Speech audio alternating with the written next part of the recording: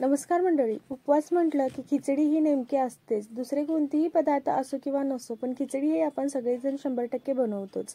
पण सगळ्यांना परफेक्ट अशी खिचडी बनवता येते असं नाहीच. तर ज्यांना खिचडी बनवता येत नाही, ज्यांची खिचडी चिकट चिवट बनते, अशांसाठी व्हिडिओ आहे आणि यामध्ये सगळ्या टिप्स सांगितलेल्या आहेत, जेणेकरून तुमची खिचडी अगदी सुटसुटीत, मोकळी आणि मऊ शिजेल. पहिला पॉइंट म्हणजे शाबू भिजवताना पसरट भांडं घ्यावं, जेणेकरून शाबू हे छान भिजतात आणि लवकर भिजतात.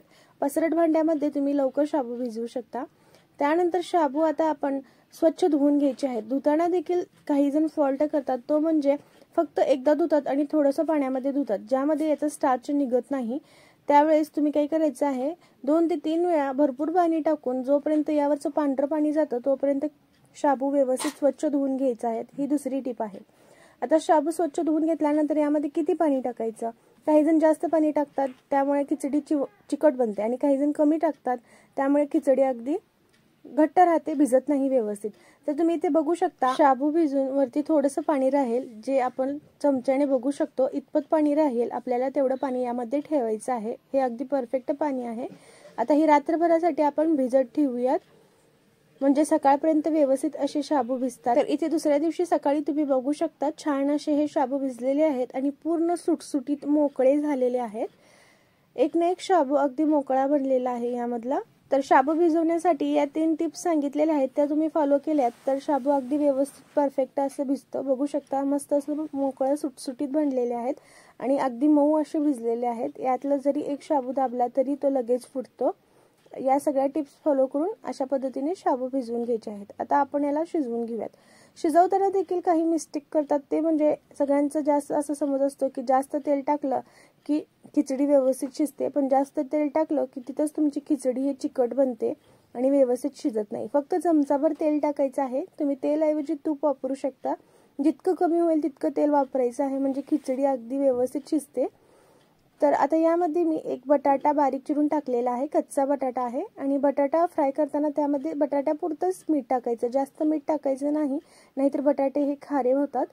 तर थोडंसं मीठ टाकून घेतलं, 2 मिनिटे मोठ्या आचेवरती फ्राय करून घेतलं आणि झाकून मंद आचेवरती 2 ते 3 मिनिटे शिजवून घेतलं, म्हणजे बटाटा अगदी परफेक्ट शिजतो. हा बघा, बटाटा व्यवस्थित शिजलेला आहे. आता एका बाजूला करून घेऊयात आणि याच तेलामध्ये 1 चमचा जिरे टाकून घेऊयात. तुमच्याकडे उपवासाला जिरे चालत नसतील तर तुम्ही जिरे स्किप करू शकता. टेस्ट अकॉर्डिंग हिरव्या मिरच्या बारीक चिरून टाकायच्या आहेत. तुम्ही हिरव्या मिरच्याऐवजी लाल तिखट देखील इथे वापरू शकता. आता पुन्हा हे छान असं 2 मिनिटांसाठी परतवून घ्यायचं आणि त्यानंतर भिजवलेले शाबू यामध्ये टाकून घ्यायचे आहेत. आता आणखीन एक इथे मिस्टेक करतात, ते म्हणजे शेंगदाण्याचं कूट.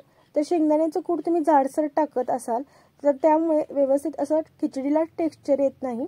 तुम्हाला जर जाडसर शेंगदाण्याचं कूट पसंत असेल तर तुम्ही काय करायचं, 1 चमचा जाडसर शेंगदाण्याचं कूट आणि बाकीचे 3 ते 4 चमचे बारीक शेंगदाण्याचं कूट टाकायचं, तेव्हाच खिचडीला टेक्स्चर आणि चव छान येते. तर इथं बघू शकता, मोठे शेंगदाण्याचं कूट टाकल्यानंतर व्यवस्थित खिचडी लागत नव्हती, त्यामुळे मी बारीक शेंगदाण्याचं कूट टाकून घेतलेलं आहे आणि आता छान असं मिक्स करून घेते.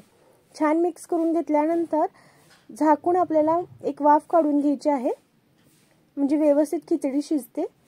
आता 2 मिनिटांनंतर झाकण काढून घेऊयात. बघू शकता, अगदी परफेक्ट अशी आपली खिचडी शिजून तयार झालेली आहे आणि जरा सुद्धा चिकट बनलेली नाही, मऊ बनलेली आहे, पण अगदी सुटसुटीत आणि मोकळी बनलेली आहे. आता गॅस बंद करून घ्यायचा आहे आणि वरून थोडासा लिंबू पिळून घ्यायचा आहे. तर या सगळ्या टिप्स तुम्ही जर फॉलो केल्यात तर तुमची देखील खिचडी अशी बनवू शकते, सुटसुटीत पण मऊ बनवू शकते. तर या सगळ्या चुका जर तुम्ही करत असतील तर नक्कीच या चुका टाळा आणि या पद्धतीने खिचडी बनवून पहा, अगदी मऊ आणि सुटसुटीत बनते. तर कुणाकुणाला या टिप्स माहीत होत्या त्यांनी कमेंट्समध्ये मला नक्कीच सांगा, आणि कुणाला माहीत नव्हत्या त्यांनी देखील कमेंट्समध्ये नक्कीच सांगा.